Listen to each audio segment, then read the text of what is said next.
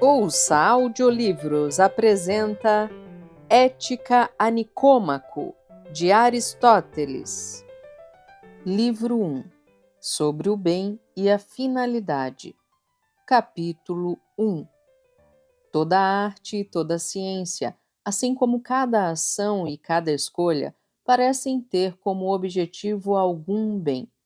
Por isso foi dito, com muito acerto, que o bem é aquilo que todos procuram, mas observa-se uma diferença entre os resultados. Aquilo que se objetiva é às vezes o exercício de uma capacidade e outras vezes algo que vai mais além do exercício dessa capacidade. E onde existe, além da ação, uma finalidade, o resultado é melhor que o mero exercício da capacidade. Agora, como há muitos tipos de ação em muitas artes e ciências, segue-se que também há muitos fins. A saúde é a finalidade da medicina, os navios, da construção naval, a vitória, o objetivo da arte e da guerra, e a riqueza, a finalidade da economia. Mas quando muitos desses fins estão subordinados a uma arte ou a uma ciência, como a selaria e as demais tarefas que se ocupam dos apetrechos necessários à arte da equitação, bem como tudo que um soldado faz visando a arte da guerra e assim por diante. Então, os fins das artes fundamentais, as artes mestras, são sempre mais desejados do que os das artes subordinadas, porque estas são procuradas por causa daquelas. E isso é igualmente verdade se o fim em vista for o mero exercício de uma capacidade ou algo além dela, como nos exemplos citados acima. Capítulo 2.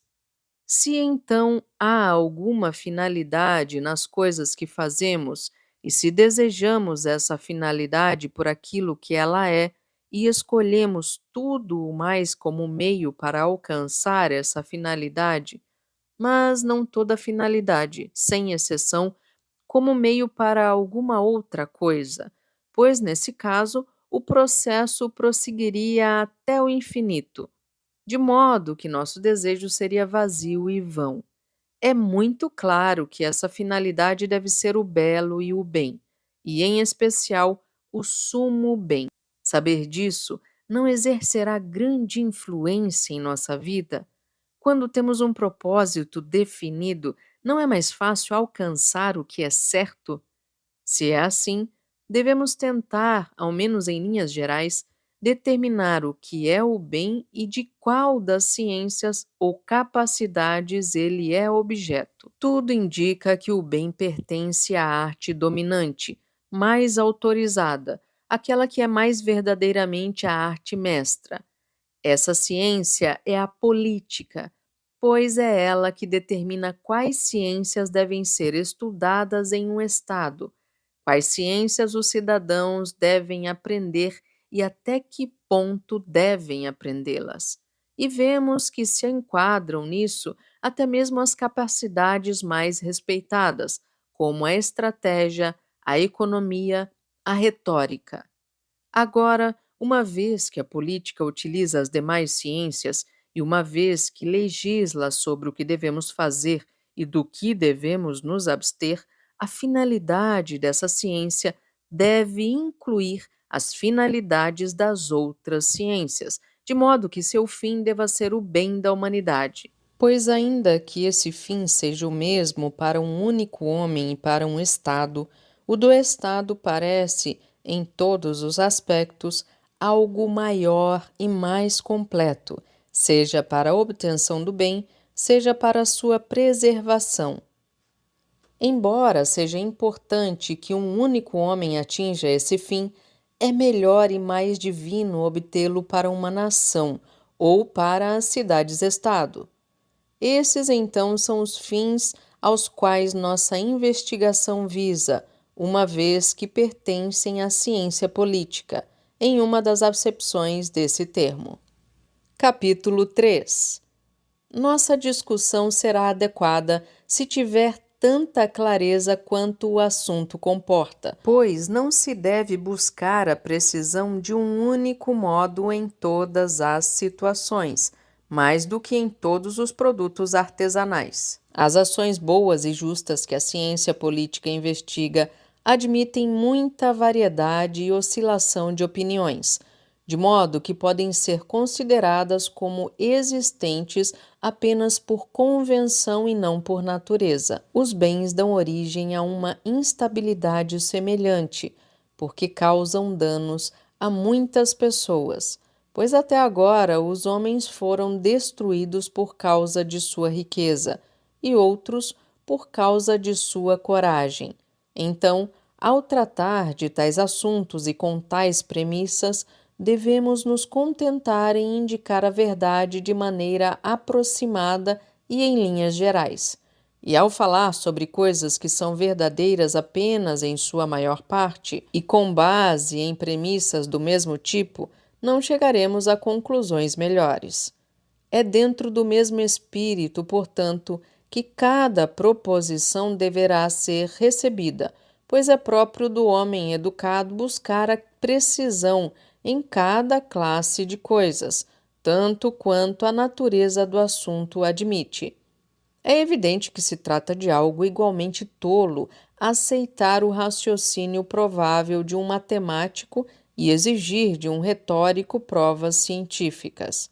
Cada qual julga bem as coisas que conhece, e destas é um bom juiz. Assim, o homem que foi educado em um assunto é um bom juiz nesse assunto, e o homem que recebeu uma educação completa é um bom juiz no geral. Por isso, um jovem não é um bom ouvinte de preleções sobre ciência política, pois é inexperiente em relação aos fatos que ocorrem na vida, e nossas discussões têm como tema esses fatos. Além disso, visto que o jovem tende a seguir suas paixões, seu estudo será vão e inútil, porque o fim visado por ele não é o conhecimento, mas a ação. E não faz diferença se o indivíduo é jovem em idade ou em caráter. O defeito não depende da idade, mas de seu viver e da busca de objetivos, um depois do outro, a que a paixão o direciona. Para tais pessoas, como para os incontinentes, o conhecimento não lega benefícios. Contudo, para aqueles que desejam um princípio racional e agem de acordo com ele, o conhecimento de tais assuntos é de grande valia. Tomem-se como nosso prefácio essas observações sobre o estudante, o tipo de tratamento esperado e o propósito da nossa investigação. Capítulo 4. Vamos retomar nossa investigação e procurar estabelecer, tendo em vista que todo conhecimento e toda busca visam a algum bem. Quais são os objetivos da ciência política e qual é o maior dos bens que pode ser alcançado pela ação? Há um acordo verbal entre quase todos. Tanto o vulgo como os homens cultos afirmam que esse bem é a felicidade e identificam o bem viver e o bem agir como o ser feliz, mas diferem no que diz respeito à definição da felicidade. O vulgo não lhe dá o mesmo sentido que lhe dão os sábios. Os primeiros pensam que a felicidade é algo simples e óbvio, como o prazer, a riqueza ou a honra. Porém diferem um do outro, e muitas vezes um mesmo homem a identifica com coisas diferentes, com a saúde quando está doente, com a riqueza quando é pobre. Contudo, cônscios de sua ignorância, admiram aqueles que proclamam algum grande ideal que está acima de sua compreensão. Alguns pensam que além desses muitos bens, há outro, autossubsistente, e a causa da bondade dos demais. Examinar todas as opiniões que têm sido dadas sobre esse assunto talvez seja um tanto infrutífero. Basta considerar aquelas que são as mais conhecidas ou aquelas que parecem mais aceitáveis. Não nos esqueçamos de observar, no entanto, que há uma diferença entre os argumentos advindos dos primeiros princípios e aqueles que se dirigem para eles. E, claro, Platão também estava certo quando levantou essa questão e perguntou como costumava fazer: estamos no caminho que parte dos primeiros princípios ou no caminho que vai até eles? Há uma diferença nisso. Assim como em uma pista de corrida, existe uma diferença entre o percurso que vai dos juízes até o ponto de retorno e aquele que sai do ponto de retorno, fazendo o caminho de volta. Embora devamos começar com aquilo que nos é conhecido, é preciso lembrar que as coisas são objetos de conhecimento em dois sentidos. Alguns em relação a nós, outros no sentido estrito da palavra. É presumível, então, que devamos começar pelas coisas conhecidas por nós. Por isso, deve ter sido educado nos bons hábitos o homem que pretenda ouvir com inteligência as preleções sobre o que é nobre e justo, e, em geral, sobre temas de ciência política. Pois o importante é o ponto de partida, e se ele for claro o suficiente para o ouvinte, não será preciso explicar, no início, por que a coisa é como é.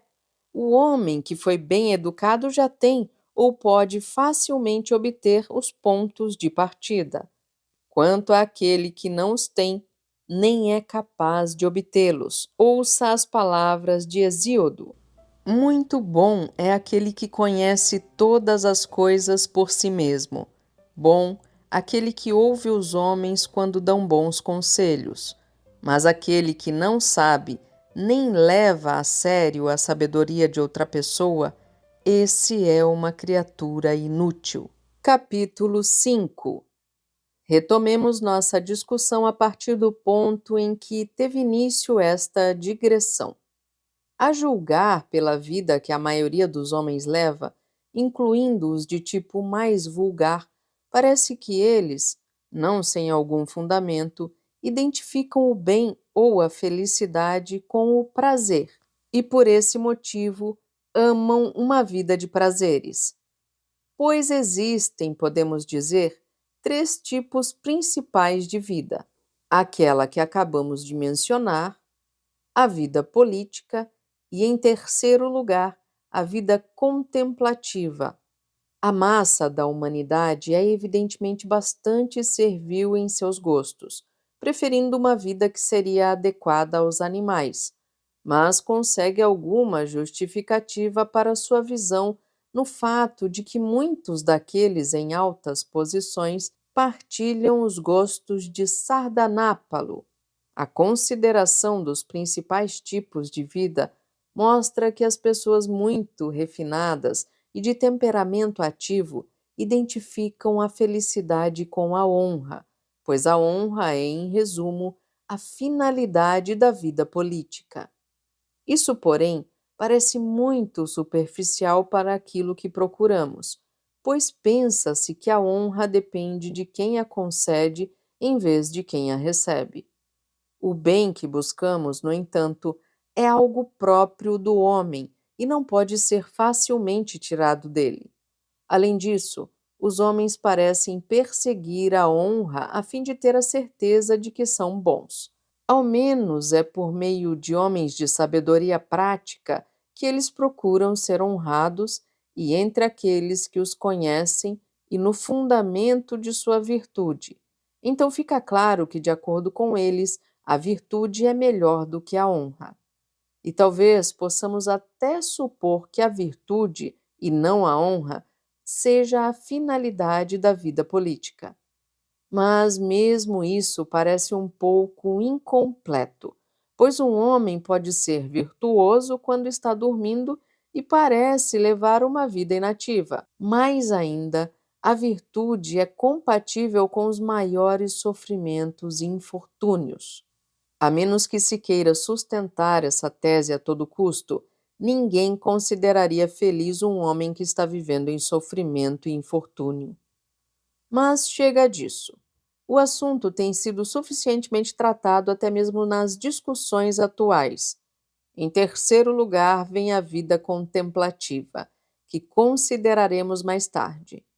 Em relação à vida dedicada ao ganho do dinheiro, é realizada sob compulsão, e a riqueza não é, evidentemente, o bem que buscamos.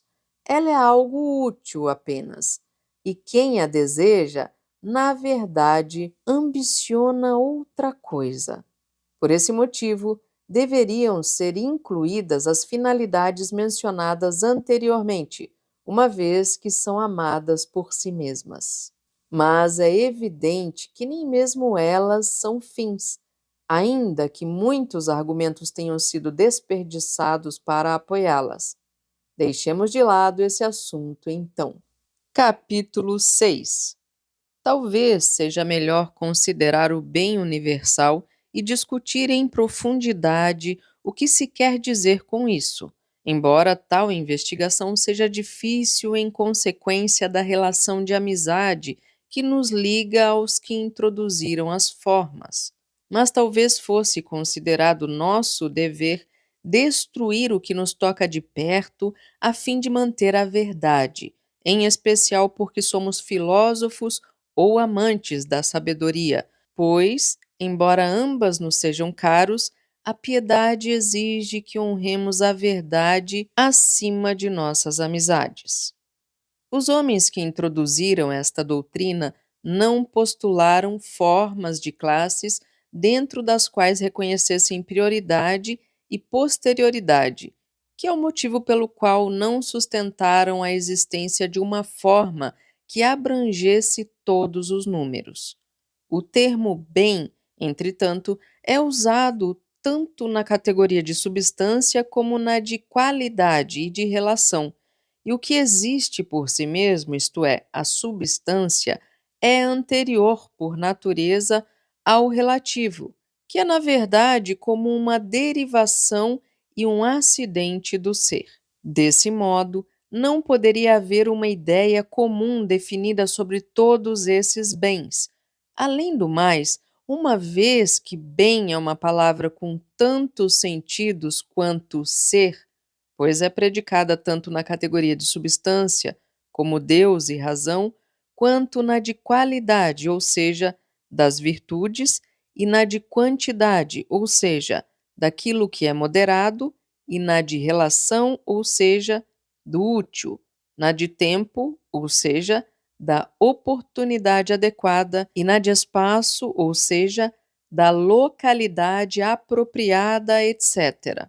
Fica claro que o bem não pode ser algo único e universalmente presente em todos os casos, pois, se fosse assim, não poderia ser predicado em todas as categorias, mas em apenas uma. Além disso, desde que das coisas que correspondem a uma ideia há uma só ciência, haveria uma única ciência de todos os bens.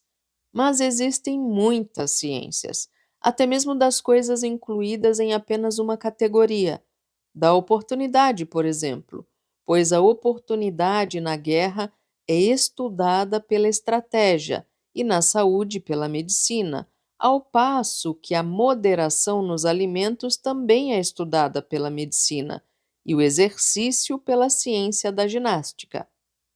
E alguém poderia indagar: que querem eles dizer com uma coisa em si, uma vez que, como é o caso, no homem em si e no homem em particular, a definição de homem é uma e a mesma? Pois, na medida em que se tratar de homens, não diferirão em nenhum aspecto, e se for assim, eles não verão diferença entre o bem em si e os bens particulares, na medida em que são bens. Então, o bem em si não seria mais bem por ser eterno, assim como aquilo que dura muito tempo não é mais branco do que o que perece em um só dia. Os pitagóricos parecem dar uma explicação mais plausível do bem quando colocam o na coluna dos bens. E foram eles que Espeusipo parece ter seguido. Mas vamos discutir esses assuntos em outra ocasião.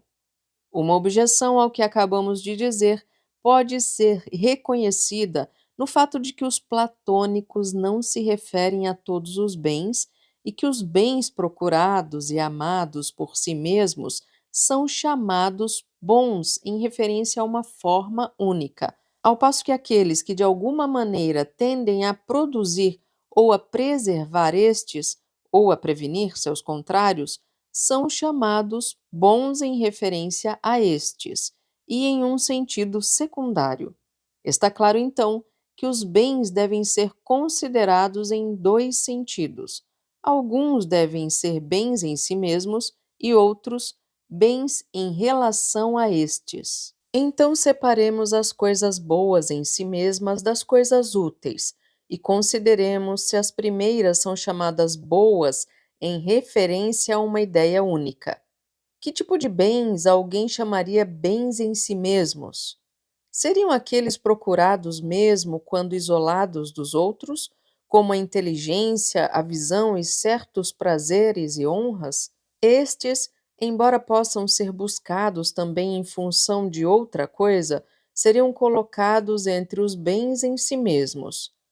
Ou não existirá nada diferente da ideia do bem em si? Nesse caso, a forma perderá todo o sentido. Mas se as coisas que nomeamos também são boas em si, o conceito de bem terá de ser idêntico em todas elas, como o da brancura é idêntico na neve e no alvaiade. Mas, quanto à honra, à sabedoria e ao prazer, os conceitos são distintos e diversos apenas no que diz respeito à bondade. O bem, portanto, não é um elemento comum que corresponda a uma única ideia. Mas, então, o que queremos dizer quando nos referimos ao bem? De certo, não nos referimos àquelas coisas que, por casualidade, têm o mesmo nome. Os bens serão um só, por derivarem de um único bem ou por contribuírem para ele, ou serão apenas um por analogia. Certamente a visão está para o corpo, assim como a razão está para a alma, e assim por diante. Mas talvez seja melhor dispensarmos esses assuntos por enquanto. A precisão perfeita sobre eles seria mais apropriada a outro ramo da filosofia. Dá-se o mesmo em relação à ideia. Ainda que haja um bem único, universalmente predicável dos bens ou capaz de existência separada e independente, está claro que não poderia ser alcançado ou realizado pelo homem. Mas aqui procuramos algo alcançável. No entanto, alguém poderá pensar ser valioso reconhecê-lo como os olhos voltados aos bens que são atingíveis e realizáveis. Assim, utilizando-o como uma espécie de padrão, seria possível conhecer melhor os bens que são bons para nós, e se os conhecermos, iremos alcançá-los.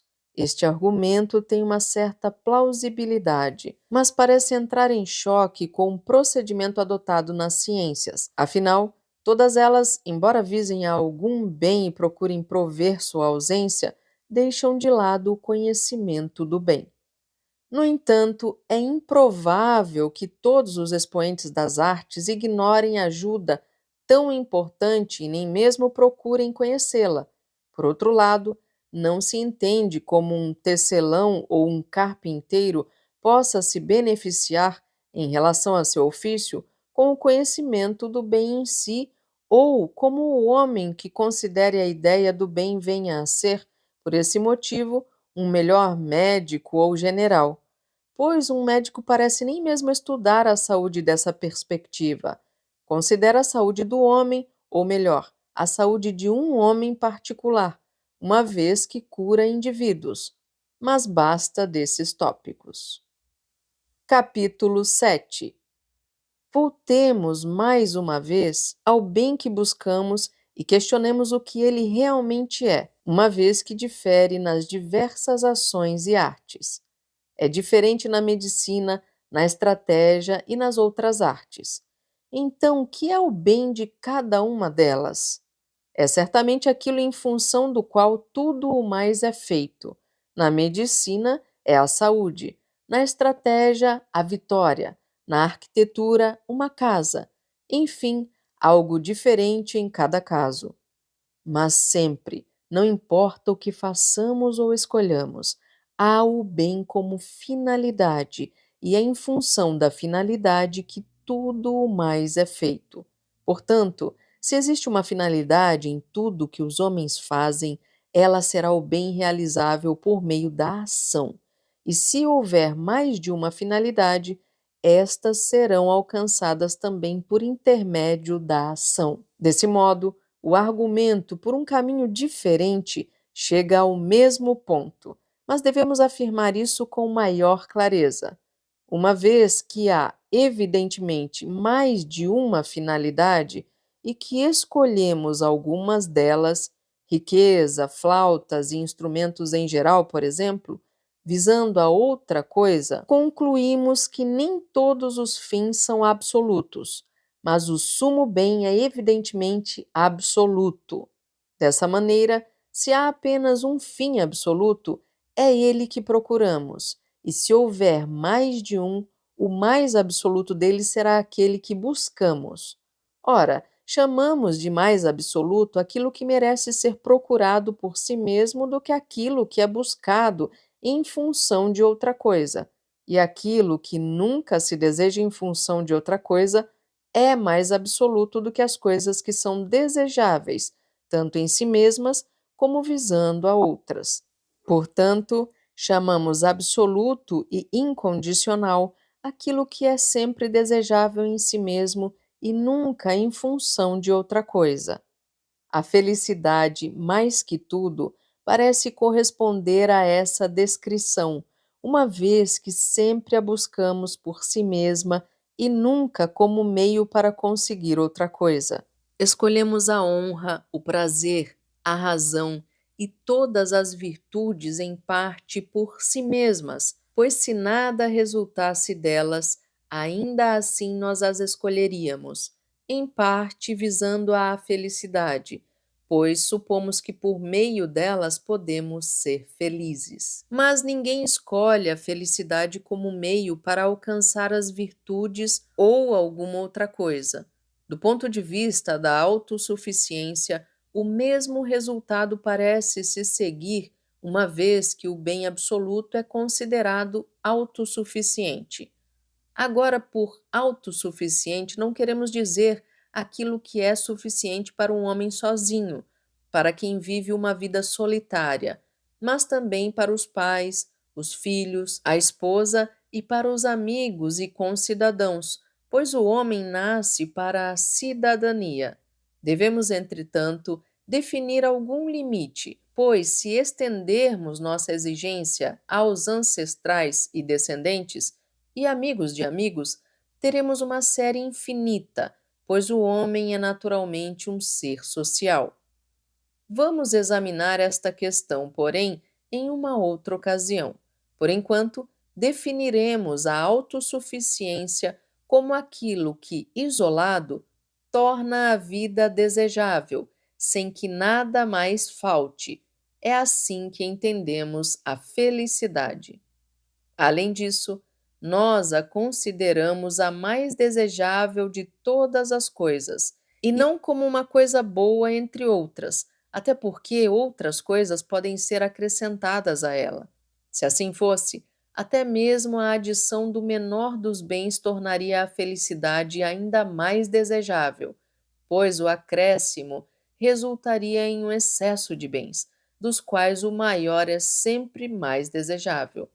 A felicidade, então, é algo absoluto e autossuficiente, e é a finalidade da ação. No entanto, dizer que a felicidade é o sumo bem parece uma vulgaridade, e ainda é preciso explicar com mais clareza o que ela é. Essa explicação talvez pudesse ser dada se primeiro conseguíssemos determinar a função do homem, pois assim como um flautista, um escultor ou um artista, e em geral, para todas as coisas que têm uma função ou uma atividade, considera-se que o bem e o bem feito residem na função.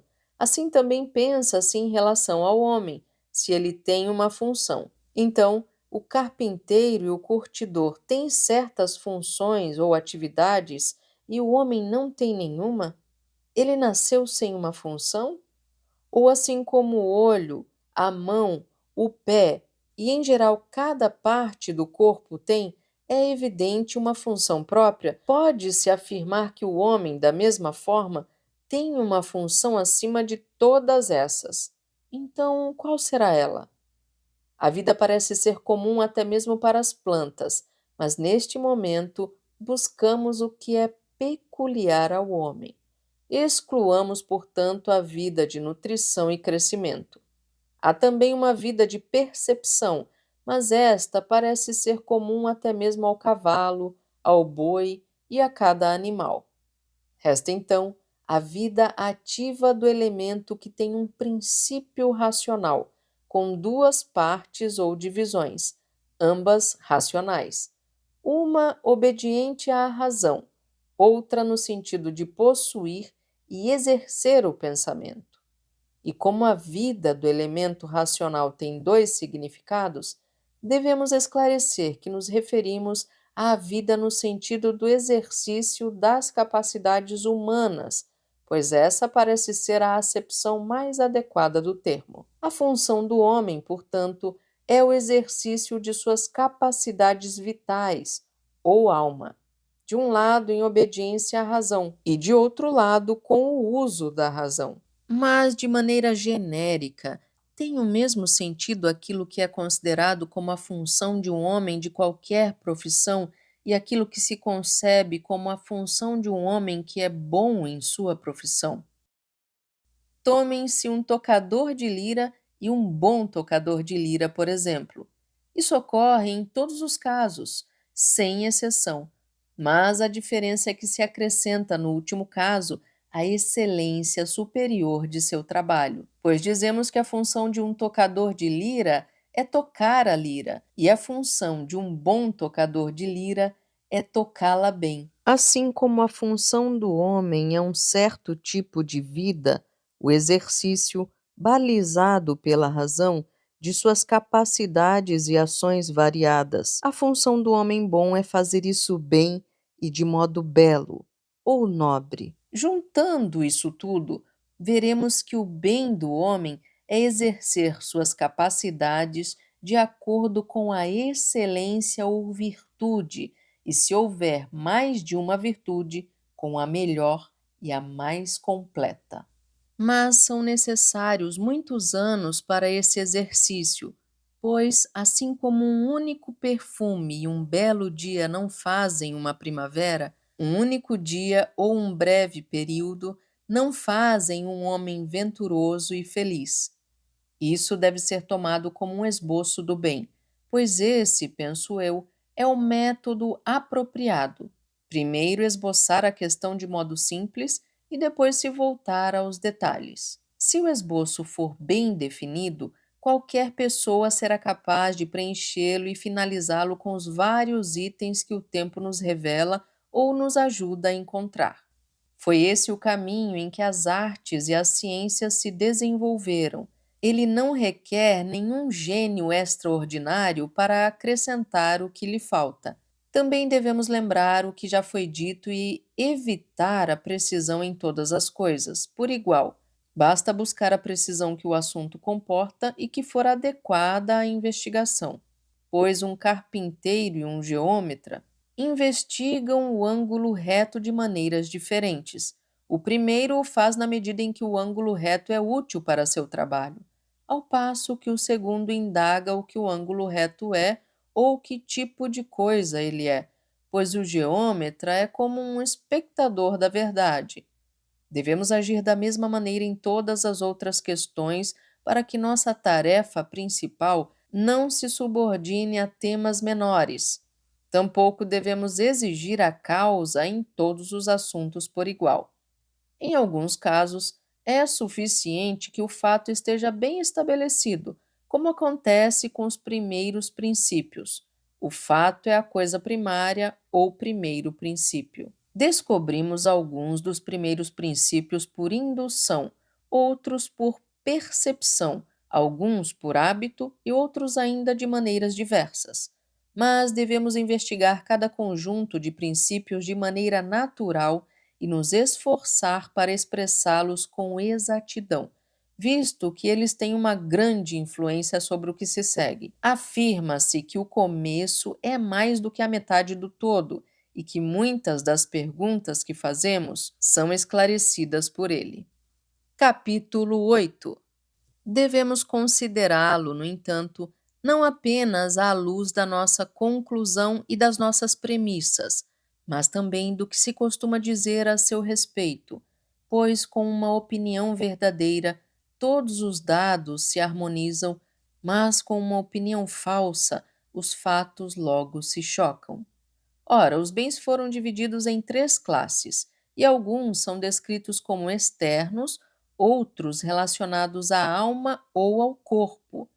Consideramos como bens verdadeiros aqueles que se relacionam com a alma, e classificamo-nos como ações e atividades psíquicas. Portanto, nossa perspectiva deve ser correta e sólida, pelo menos de acordo com essa antiga visão aceita pelos filósofos.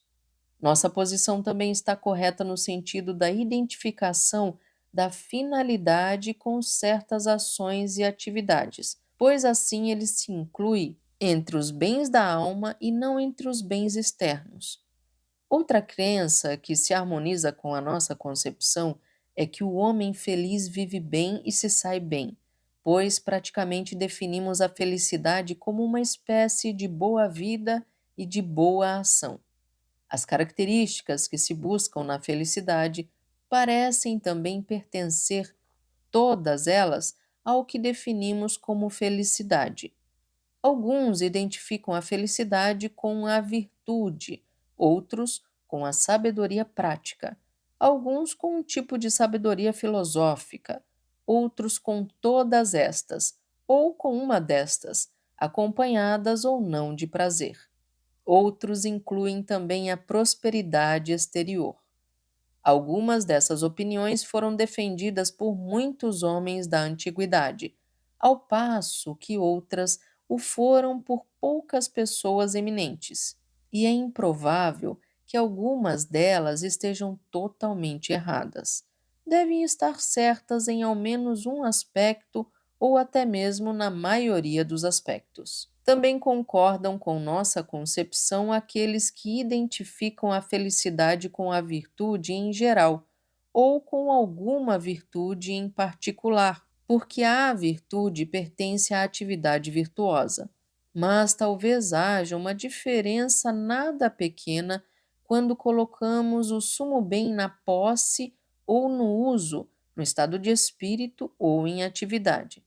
Pois o estado de espírito pode existir sem produzir nenhum bom resultado, como em um homem que está dormindo ou que, de alguma outra maneira, permanece inativo. Mas a atividade virtuosa não é assim, pois quem a possui estará necessariamente em ação e agindo bem.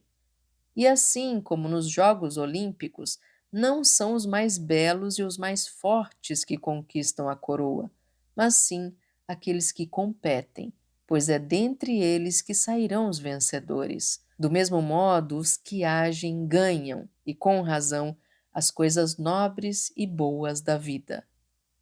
A vida desses indivíduos é agradável em si mesma, pois o prazer é um estado da alma, e para cada homem é agradável aquilo que ele ama. Por exemplo, um cavalo não é apenas agradável ao amante de cavalos, e em um espetáculo para o amante de espetáculos, mas também os atos justos são agradáveis ao amante da justiça e, em geral, os atos virtuosos ao amante da virtude.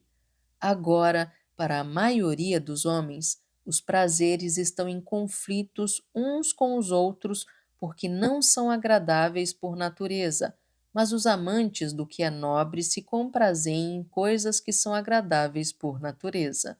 É o caso das ações virtuosas, que não apenas são agradáveis para esses homens, mas também em si mesmas e por sua própria natureza. Desse modo, a vida deles não precisa do prazer como uma espécie de encanto adventício, pois tem o prazer em si mesma. Pois, além do que já afirmamos, o homem que não se alegra com ações nobres nem mesmo é bom, e ninguém chamaria de justo o homem que não gosta de agir com justiça, nem de liberal aquele que não se compraz com ações liberais, e da mesma forma em todos os outros casos. Sendo assim, as ações virtuosas devem ser agradáveis em si mesmas. Elas, porém, também são boas e nobres, e possuem cada um desses atributos no mais alto grau, uma vez que o homem bom sabe julgá-los bem. Sua capacidade de julgamento é como a descrevemos. A felicidade, então, é a melhor, a mais nobre e a mais agradável coisa do mundo, e esses atributos não são separados como na inscrição de Delos. Das coisas, a mais nobre é a mais justa, e a melhor é a saúde. Mas a mais agradável é alcançar aquilo que amamos.